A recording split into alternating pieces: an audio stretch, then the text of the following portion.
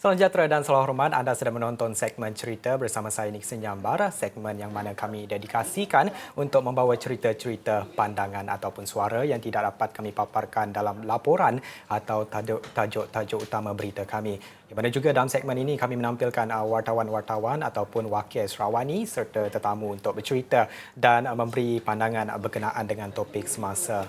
Dan ketika ini kita tahu apa yang sedang berlega dalam konteks semasa politik adalah berkenaan dengan pilihan raya negeri Johor atau PRN Johor yang belum ada sebarang kepastian adakah ia akan diadakan dalam masa yang terdekat ini ataupun sebaliknya. Dalam masa yang sama juga terdapat cakap-cakap ataupun perdebatan wajarkah PRN Johor ini diadakan selepas negara kita tidak henti-henti berdepan dengan rentetan politik yang berpanjangan.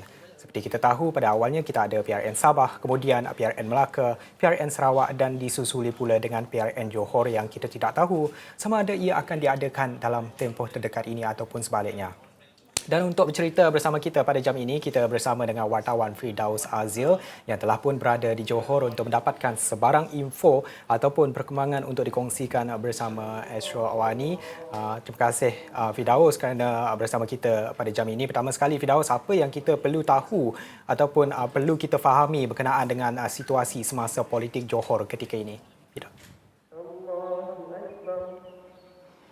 Okey, baik. Terima kasih Niki, yang seperti Niki sudah maklum ataupun memaklumkan pada penonton Astro Awani yang mana saya bersama kru saya telah tiba di Johor pada malam semalam kerana seperti biasalah seperti yang diketahui terdapat desas-desus yang mengatakan kemungkinan besar Dewan Undangan Negeri Johor akan dibubarkan.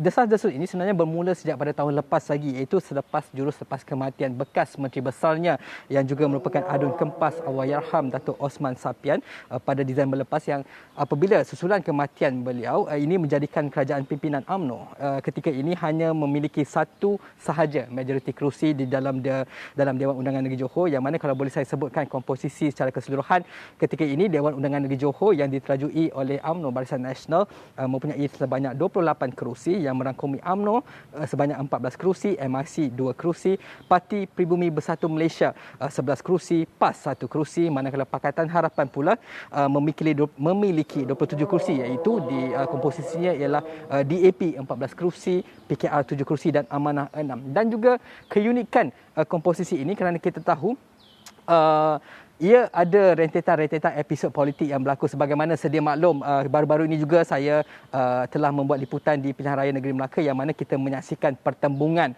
antara, saya tak tahulah nak sebut sama ada sekutu ataupun seteru antara parti, tapi saya kira mereka ini kerana di peringkat negeri mereka sebagai contoh di Melaka mereka diibarat seteru kerana mereka bersaing sesama sendiri untuk merebut kerusi-kerusi DUN di Melaka, tetapi di peringkat pusat mereka masih berada di dalam kerajaan yang sama, iaitu kerajaan pusat yang dipimpin oleh Perdana Menteri Yang Amat Berhormat Datuk Seri Ismail Sabri Yaakob. Di Johor sebelum ketika ini masih bersama-sama, tetapi ini juga berkemungkinan kita juga akan menyaksikan sekali lagi pertembungan antara dua parti Melayu, iaitu Parti UMNO serta Parti Bersatu. Jadi inilah sedikit sebanyak yang mungkin akan mencetuskan kerana majoriti satu kerusi DUN di dalam DUN Johor ini yang mungkin menyebabkan, kerana alasan mereka DUN ini sekiranya ada pilihan raya negeri Johor, ia perlu dilakukan atas nama untuk mendapatkan kestabilan bagi melicenkan pentadbiran ataupun urus tadbir kerajaan negeri Johor. Itu sedikit sebanyak permulaan yang saya boleh ceritakan dahulu, Niki.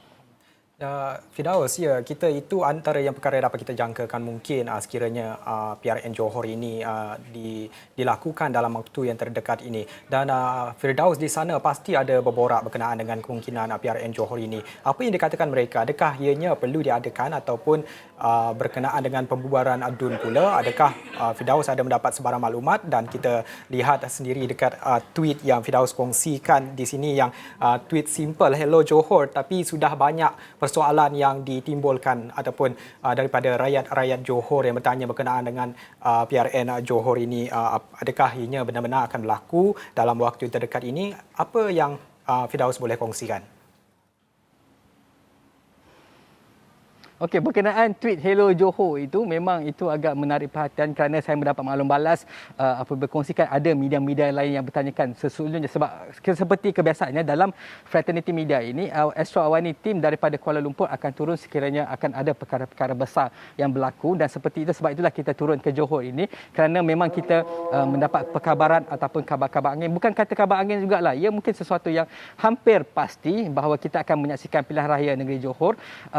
Tetapi pada masa yang sama juga cakap-cakap itu memang kuat sebab kita memang mengikuti secara rapat, malah kita juga mempunyai mempunyai hubungan ataupun relation dengan sumber-sumber dalaman baik sama ada di peringkat parti-parti politik maupun kerajaan negeri. Hampir pasti sebab kita juga akan mengikuti pergerakan-pergerakan tokoh-tokoh figura yang akan memainkan peranan penting dalam terjadinya ataupun tidak pilihan raya negeri Johor. Seperti sedia maklum, Adun Benut sendiri, Ketua Menteri Besar Johor, Datuk Hasni Mohamad, kita akan melihat pergerakannya, kita akan melihat memperincikan apakah yang dinyatakannya. Sebagai contoh, semalam Datuk Hasni berkata, memberitahu media bahawa sekiranya katalah ada pilihan raya negeri Johor pun, tetapi urus takbir ataupun kelicinan pentadbiran kerajaan negeri itu masih akan tetap berlaku sama ada di dalam tempoh itu terbubar ataupun tidak. Itu sedikit sebanyak ataupun sudah pun mengukuhkan lagi persepsi bahawa akan ada pilihan raya negeri Johor kerana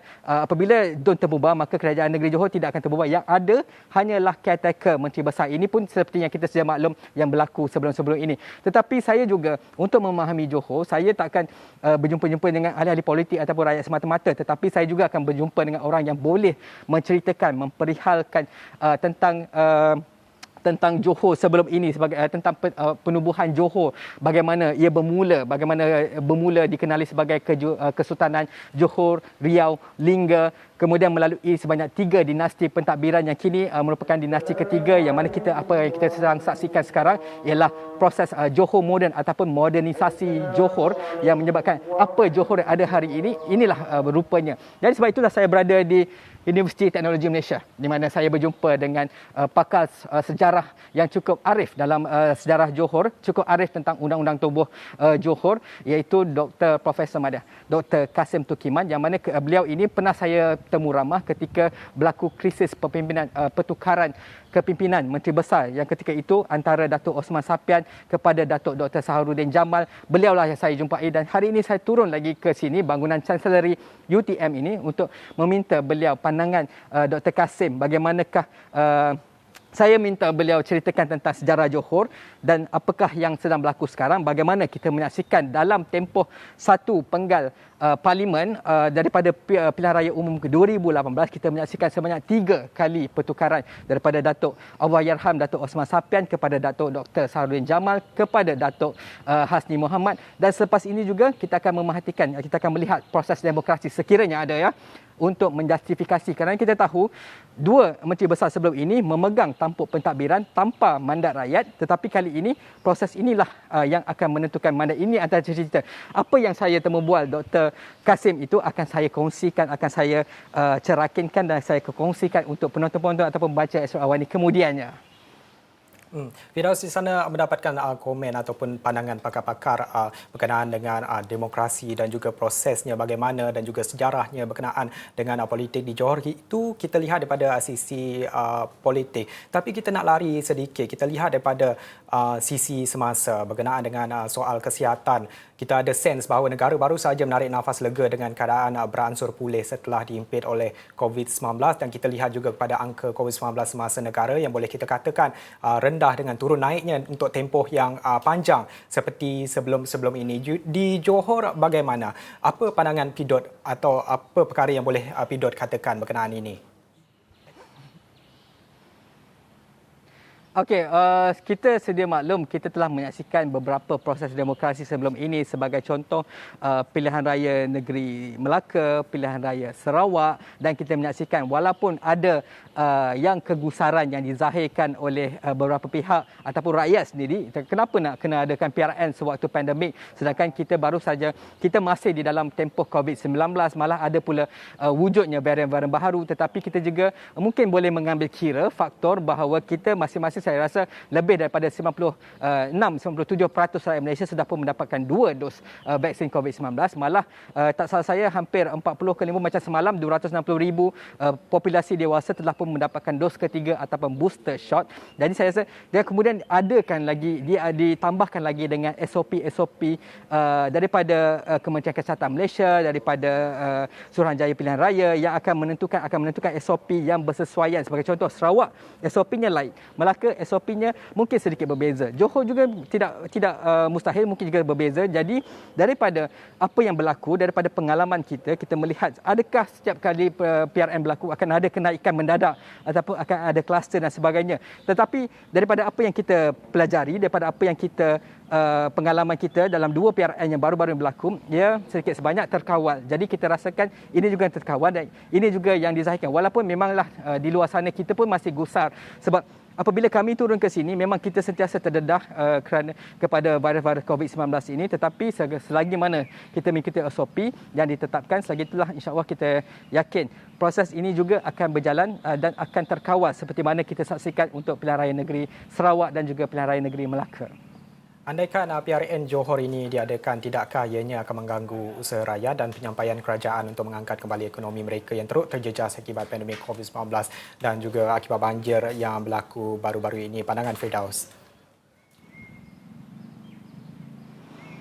Itu juga yang saya dapatkan pandangan daripada Dr. Kasim, yang beliau menyebutkan tentang ini yang kita boleh bangkitkan kembali. Semalam jaminan daripada Menteri Besar Johor, Datuk Hasni, mengatakan sekiranya lah keadaan DUN terbubar dan sekiranya kerajaan tiada kecuali beliau sebagai caretaker Menteri Besar sementara interim, tetapi kita perlu sedia maklum bahawa urus takbir Johor ini masih berjalan lancar. Pertamanya kerana ada ahli majlis Jumaah Diraja yang akan menasihati Sultan tentang perkara-perkara yang berlaku di Johor. Kemudiannya kita ada juga kerajaan negeri yang diketuai ataupun diselia oleh Setiausaha Kerajaan Negeri Datuk Azmi Rohani. JCS, Johor Civil Service juga masih berjalan seperti biasa, walaupun ESCO dah tak ada, Menteri Besar dah tak adalah katakan, tetapi kita percaya kerana apa yang mereka akan lakukan sekarang ini ialah mengikuti apa jua visi, sama ada Pelan Makmur Johor ataupun Pelan Strategik Johor. Dia ada 2 pelan kalau tak salah saya, dan juga Belanjawan Negeri Johor 2020. Semua itu dah ada dah, cuma kena ikut saja. Cuma pembuat keputusan untuk keputusan baru, polisi baru mungkin tidak ada buat masa ini. Jadi saya kira sekiranya diadakan PRN itu tidak akan mengganggu seperti mana yang kita saksikan pada Pilihan Raya Negeri Sarawak dan juga Johor dan juga Melaka, yang mana itu dua merupakan pengalaman yang cukup kukuh untuk kita sandarkan tentang apakah yang mungkin akan berlaku untuk Johor pula. Sudah pasti itu antara perkara yang pasti akan diambil kira oleh kerajaan negeri Johor sebelum melakukan keputusan untuk melaksanakan PRN Johor, yang kita tidak tahu apa-apa kenyataan dikeluarkan oleh Menteri Besarnya ataupun sebarang petanda ianya akan diadakan dalam tempoh terdekat. Terima kasih Firdaus kerana bersama dengan kita pada jam ini. Ketika ini apa yang dapat kita tahu bahawa terdapat dakwaan PRN Johor akan diadakan dalam waktu terdekat. Bagaimanapun sehingga kini masih belum ada sebarang pengesahan ataupun kenyataan yang menyebut berkenaan tarikh maupun pembubaran DUN negeri itu. Selepas ini kita akan bersama dengan wartawan Ridauddin Daud dan kita akan bercerita mengenai bola sepak pula selepas ini. Kita kembali selepas ini.